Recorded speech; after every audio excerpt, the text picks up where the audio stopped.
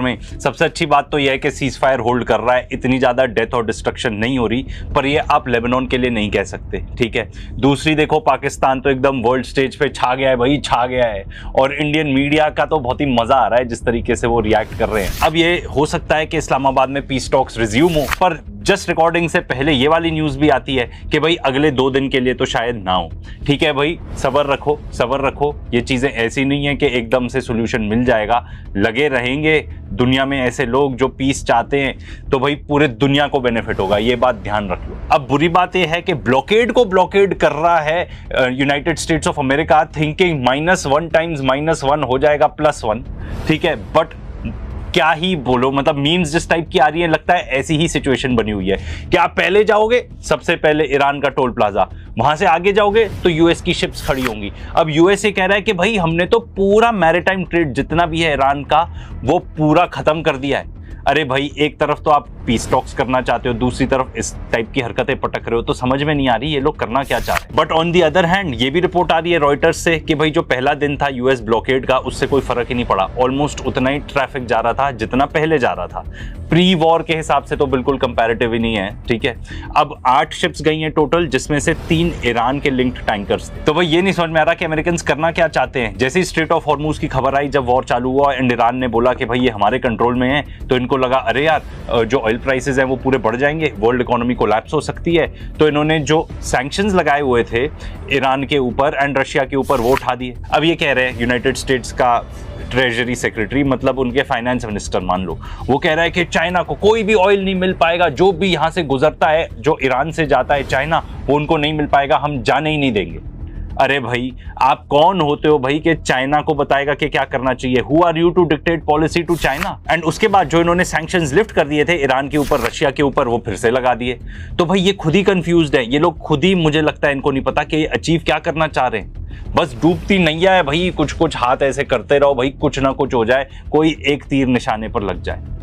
ये नहीं समझ में आ रहा कि आप स्ट्रेट या क्लोज चाहते हो, आप ऑयल प्राइस हायर चाहते हो या लोअर चाहते हो। एंड इस सब के बीच में पेट्रो डॉलर का क्या हो रहा है? सबसे ज्यादा नुकसान तो पेट्रो डॉलर को ही हो रहा है। एंड देखो, सीज फायर चल रहा है, अच्छी बात है, पर सीज फायर का भरपूर फायदा उठाया जा रहा है। पिछले वीडियो में भी हमने आपको दिखाया था कि भाई कैसे यूनाइटेड स्टेट्स और इजराइल रीलोड कर रहे हैं। तो भाई लगता है एयर डिफेंस सिस्टम लाए जा रहे हैं। देखो, जो भी कर लें, एयर डिफेंस सिस्टम हमें पता है वर्क नहीं करता। इजरायलीज खुद ही बोल चुके हैं, वहां का मीडिया की 80% मिसाइल्स आर गेटिंग थ्रू। तो ये जो भी ले आएंगे 2 दिन चल जाएगा, 1 हफ्ते चल जाएगा, कितना ही चल जाएगा एयर डिफेंस सिस्टम। एंड वहीं पे ईरान भी फुल फायदा उठा रहा है। चाइना से भर भर के वेपन्स आ रहे हैं भाई, भर भर के वेपन्स। बताया जा रहा है कि नया एयर डिफेंस सिस्टम पहुंचाया जा रहा है ईरान। ये भी बताया जा रहा है कि ये जो है ये मैन पैड्स हैं, ये basically shoulder fired anti air missile system है। आप ये मान के चलो जैसे रॉकेट लॉन्चर होता है, वो शोल्डर फायर्ड होता है, ठीक है, कंधे पे रखकर चलाते हैं, तो ये वही सेम चीज है, सिमिलर बट और ज्यादा हाईटेक मान लो। एंड ये हीट सीकिंग मिसाइल्स होती हैं,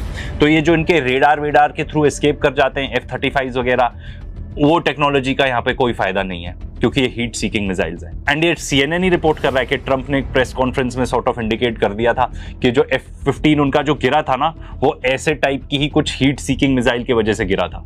अब ये क्लियर नहीं है कि भाई वो चाइनीज सिस्टम था या ईरानियन सिस्टम था। देखो, एक चीज मैं आपको गारंटी के साथ बता सकता हूं, इसके लिए आपको कोई इनसाइडर इंफॉर्मेशन की भी जरूरत नहीं है। जब इतना लंबा चौड़ा वॉर चल रहा है, तो चाइनीज रशियंस फुल एकदम आंख गड़ा के बैठे हैं यहाँ पे, एकदम चील की तरह, कि भाई एग्जैक्टली क्या हो रहा है, क्या चीज वर्क करती है, क्या चीज नहीं वर्क करती। एंड जितने भी सिस्टम्स में अपने ट्वीक कर सकते हैं, ये चीज ट्वीक कर रहे हैं, ठीक है, चेंजेस कर रहे हैं, ताकि जब भी ये वॉर चालू होता है तो फिर अपग्रेडेड चीजें हों ईरान के पास। एंड ईरान भी अपने एयर डिफेंस सिस्टम्स को ट्वीक कर रहा होगा, जो भी मिसाइल्स को ट्वीक कर रहा होगा कि भाई ये काम किया, ये काम नहीं किया, तो ये सब ऑप्टिमाइजेशन चल रहा होगा and getting prepared for the next round. अब देखो, यूएसए जो भी बोलता रहा है कि चाइना ऐसे कैसे कर रहा है, वो कैसे कर रहा है, भाई कितने सालों से अमेरिका ने यही काम तो किया है, फाइनेंस किए हैं Wars. Iraq Iran war finance किया इन्होंने, इराक को तो केमिकल वेपन्स भी दिए, पूरी इंटेलिजेंस दी। रशिया यूक्रेन वॉर क्या है, यूक्रेन के पास हथियार कौन पहुंचाता है? EU पहुंचाता है, एंड सबसे ज्यादा अमेरिका पहुंचाता है। अब देखो, जहां तक अग्रीमेंट की बात है कि पीस टॉक्स होंगी, अग्रीमेंट हो सकता है या नहीं हो सकता, वैसे हमने पिछले वीडियोस में आपको डिटेल में ये चीजें बताई हैं। बट सबसे ज्यादा जो आड़े आएगी चीज, वो आएगी लेबनान। इनफैक्ट मुझे अपने आप को करेक्ट करना चाहिए, नॉट लेबनान, इजराइल, क्योंकि इजराइल कह रहा है भाई जो भी होता रहे मैं तो ग्रेटर इजराइल बना के रहूंगा, क्योंकि देखो ये इनका सपना है, इनका वेट ड्रीम है। साथ साथ जो इनके पॉलिटिशियंस हैं, यहाँ पे नेतन्याहू की बात हो रही है, वो कुछ तो बोलेगा कि भाई हमने वॉर लड़ा तो मैं कुछ तो जीत के लाया, नहीं तो उसको ऐसे ही भगा देंगे। इलेक्शंस आने वाले हैं भाई, इलेक्शंस। एंड अब तो आपने ये भी देख लिया हंगरी में क्या हुआ, 16 साल से जो आदमी वहां पे डिक्टेटर लाइक बना हुआ था, जिसने सब कुछ कंट्रोल किया हुआ था, उसको भी जनता ने बाहर फेंक दिया। मुझे तो ये नहीं समझ में आता, इजरायली खुलेआम बोल चुके हैं कि हम इन्वेड करेंगे लेबनान को, तो फिर ये टॉक्स क्या हो रही हैं भाई, ये मतलब क्या हो रहा है? अब पता है इजराइल क्या करना चाहता है, कितना एरिया लेबनान का इजराइल खाना चाहता है, ठीक है, वो तो हिजबुल्लाह है इसलिए नहीं खा पा रहा। एंड लेबनान आर्मी ने कुछ भी नहीं किया, कुछ भी नहीं किया, चूड़ियां पहन के बैठे हैं ये लोग। अब देखो इजराइल और लेबनान की भी बातचीत चल रही है, बेसिकली मैच फिक्सिंग हो रही है यहाँ पे, और कुछ नहीं हो रहा कि भाई किसी तरीके से हिजबुल्लाह को बाहर किया जाए, क्योंकि ये हारेट्स रिपोर्ट कर रहा है, जो कि इजरायली मतलब नामी गिरामी इजरायली न्यूज़पेपर है, कि जो भी नेगोशिएशंस हो रही है ना, बेसिकली नेतन्याहू उनको यूज कर रहा है to buy time against Hezbollah. Basically वो कह जा रहा है कि हाँ हम तो बात कर रहे हैं जी, बात कर रहे हैं, पर असली नजर उनकी हिजबुल्लाह पे है कि किसी तरह हिजबुल्लाह को खत्म करें। अभी ये जो सीज फायर हो रखा है ईरान के साथ, थोड़ी हमें रिस्पाइट मिली हुई है, थोड़ा आराम मिला हुआ है, उस टाइम में हिजबुल्लाह को खत्म करना है। एंड यही सेम चीज अल जजीरा भी रिपोर्ट कर रहा है कि ये जो टॉक्स हो रही हैं, इसमें इजराइल का एक ही एम है, डिसआर्मामेंट ऑफ हिजबुल्लाह, कि भाई उनको बोल दो कि अपने हथियार वगैरह त्याग दें। And Lebanese government, Lebanese army से यही बातचीत चल रही है। देखो हिजबुल्लाह को ऐसे तो डिसआर्म करा नहीं सकते ये, तो इनको लगता है लेबनान के अंदर सिविल वॉर छिड़वा दो। ये वहां की सरकार को कह रहे हैं कि आप हिजबुल्लाह को देख लो, ठीक है, एंड पॉसिबली नेगोशिएट कर लेंगे कि ठीक है हम रिट्रीट कर जाते हैं आपकी टेरिटरीज पर, आप हिजबुल्लाह को खत्म करो। ये हिजबुल्लाह इनके लिए सबसे बड़ी गले की घंटी बन चुका है। साथ ही साथ नॉर्दर्न इजराइल में इतने ज्यादा लोग डिस्प्लेस हो चुके हैं, वहां पे जितने भी इन्होंने सेटलमेंट्स बनाई थी, इलीगल सेटलमेंट्स, वो खत्म हो चुकी हैं बिकॉज ऑफ दिस रीजन कि हिजबुल्लाह रॉकेट्स फायर करता रहता है। तो इनको भी दिखाना है अपने ऑडियंस को, नॉर्दर्न इजराइल में जो लोग रहते थे, कि भाई तुम्हारे लिए मुश्किल की इन्होंने चीजें, तो हम जाके हिजबुल्लाह को ही खत्म कर रहे हैं। एंड इजराइल जाके क्या कर रहा है लेबनान के अंदर, अगेन हारेट्स ही रिपोर्ट कर रहा है कि जैसे गाजा में इन्होंने डिमोलिश किया था, जैसे गाजा में जेनोसाइड किया था, वही सेम चीज यहाँ पे लेबनान में कर रहे हैं, जाके वही सेम मेथड्स यूज कर रहे हैं, एग्जैक्ट सेम चीज। इनके पास एक लिस्ट होती है घरों की कि इसको खत्म करना है, अपने बुलडोजर ले जाते हैं एंड इतनी सारी बिल्डिंग्स खत्म कर देते हैं। बेसिकली तबाही मचाना चाहते हैं ये लोग। इजरायलीज को और आता क्या है? तो अब देखो दो सिनारियो हो सकते हैं यहाँ पे। सबसे पहले हिजबुल्लाह कह रहे हैं ठीक है आ जाओ बच्चों, आ जाओ, एम्बुश करते हैं तुमको। And Hezbollah is very good at ambushing, and ये सब चीज गाजा में भी बहुत बार हमास कर चुका है। अगर आप देखो हमास को, हिजबुल्लाह को, ईरान को, इनकी टैक्टिक्स सेम है। ये जानते हैं कि हम जिनसे लड़ रहे हैं उनकी एयर सुपीरियोरिटी है, तो हमको अंडरग्राउंड रहना पड़ेगा। ये लोग ये चाहते हैं, तो अंडरग्राउंड रहते हैं, ठीक है। हमास के भी टनल्स थे, हिजबुल्लाह एंड ईरान में भी सिमिलरली अंडरग्राउंड इन्होंने फैसिलिटीज बना रखी हैं अपनी। तो जैसे ही वहां पे आते हैं, बाहर निकलते हैं, एकदम भूतों की तरह इनको मार देते हैं, अंदर घुस जाते हैं। तो ये हो सकता है कि हिजबुल्लाह इनको एम्बुश करने वाला है। दूसरी चीज ये हो सकती है कि डिस्ट्रक्शन ये फैला दे इजरायलीज, जैसा इन्होंने गाजा में किया, बट कंट्रोल नहीं कर पाएंगे। इस चीज की तो कोई भी नहीं बात कर रहा कि इजरायलीज जाके उस एरिया को कंट्रोल कर पाएंगे। जब आईडीएफ कोलैप्स हो रहा है, उनका आर्मी चीफ कह रहा है, तो जाके इतने बड़े एरिया को कंट्रोल कर पाएंगे? एंड देखो यार सिंपल बात है, हमास को नहीं हरा पाए ये लोग, तो फिर हिजबुल्लाह को क्या हराएंगे? एंड यहाँ पे जब हम लोग सब डिस्ट्रैक्टेड हैं with what's happening in the Iran war, यहाँ देखो वेस्ट बैंक के अंदर किस किस टाइप के ये लोग क्राइम्स कमिट कर रहे हैं। इजरायली फोर्सेज जो हैं एंड जो इनके सेटलर्स हैं, एकदम ही बेहुदा लोग हैं ये लोग घुस गए अल अक्सा मॉस्क में, एंड वहां पे अपने जाके कोई टैलमुडिक रिचुअल्स, कोई टाइप का ब्लैक मैजिक ही होगा, वो सब करने लग गए। वहां पे जाके इनसेन लूटपाट मचा रहे हैं लोग वेस्ट बैंक में जाके, ठीक है, किसी को भी मार रहे हैं, चाहे वो मेडिकल स्टाफ हो, जो भी हो। वहां पे जो वाटर सप्लाई पाइपलाइंस हैं उसको खत्म कर रहे हैं, एंड जो उनके घर हैं उनके ऊपर बुलडोजर चला रहे हैं। मतलब ये लोग सुधरेंगे नहीं भाई, ये लोग सुधरेंगे नहीं।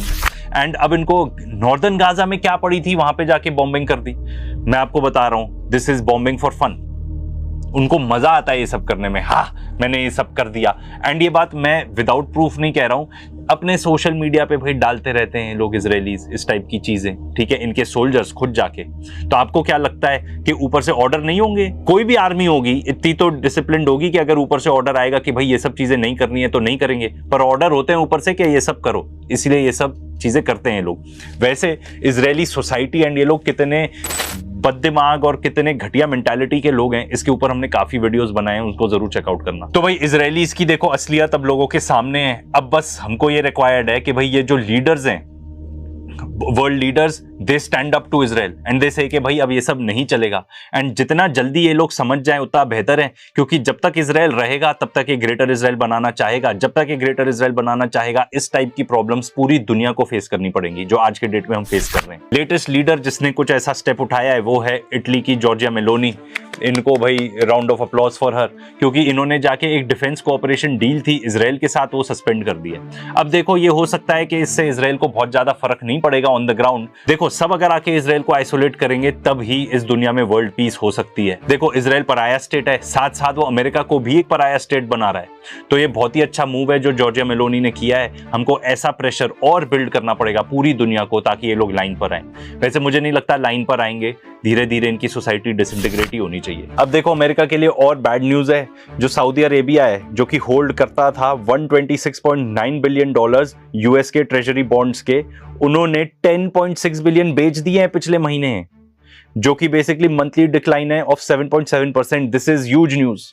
देखो यूएस ट्रेजरी बॉन्ड भी अभी 4.2% पे है, इस पे नजर रखनी पड़ेगी। अगर ये ऊपर जाता है तो अमेरिका को बहुत भारी नुकसान उठाना पड़ेगा, क्योंकि उनको और इंटरेस्ट पे करना पड़ेगा ऑन द बॉन्ड्स जो उन्होंने बेचे हैं पूरी दुनिया को। अब देखो सब कहते रहते हैं कि चाइना क्या कर रहा है, चाइना मुझे लगता है नेक्स्ट लेवल डिप्लोमेसी खेल रहा है भाई बिहाइंड द सीन्स। अब देखो उसने मीटिंग्स किस किस के साथ की है, रशिया ठीक है, एलाई है, यूएई के साथ।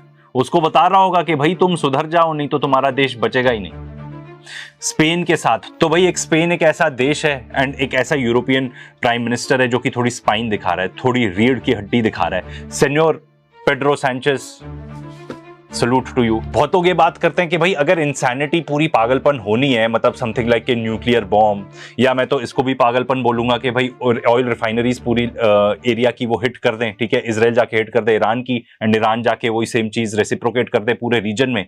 ऐसे पागलपन होने से अगर कोई देश बचा सकता है तो वो है चाइना, कि भाई चाइना स्टेप इन कर सकता है, चाइना इंटरवीन कर सकता है before something crazy is about to happen, कि भाई ये चीज तो हम नहीं होने देंगे। अब देखो होगा क्या, ये कुछ नहीं कह सकते, एंड स्पेशली जब एकदम बेअकल लोग हों इजरायलीज जैसे, who are basically leading this war. I don't know अगर आपने देखा था कि नहीं, पर नेतन्याहू ने एक इंटरव्यू में बोला था कि भाई हाँ जो वाइस प्रेसिडेंट और ये सब है ना, उनके जितनी भी पूरी टीम है वो मुझे रिपोर्ट करती है। तो पूरी ऐसा लगता है अमेरिकन आर्मी इजरायलीज को दे दी है। שוחחתי אתמול עם סגן הנשיא ג'יי די ואנס. הוא צלצל אליי ממטוסו בדרך חזרה מאסלאמבאד. הוא דיווח לי בפירוט כפי שעושים אנשי הממשל הזה מדי יום. अब आप ये देखो, ईरान कह रहा है कि हमें $270 बिलियन इन डैमेजेस चाहिए, ठीक है, अमेरिकन से, इजरायली से। आई डोंट थिंक इजरायली से लेंगे, वो कह रहे हैं अमेरिकन को देना पड़ेगा। And because they are saying कि 1,25,000 सिविलियन स्ट्रक्चर्स को इन्होंने खत्म कर दिया है या सिवियरली डैमेज किया है। मतलब आप इमेजिन करो इस वॉर के दौरान हो क्या रहा था, मिसाइल्स फायर करे जा रहा था, तो इनका मिलिट्री इंफ्रास्ट्रक्चर कितना ही डैमेज किया होगा इन्होंने।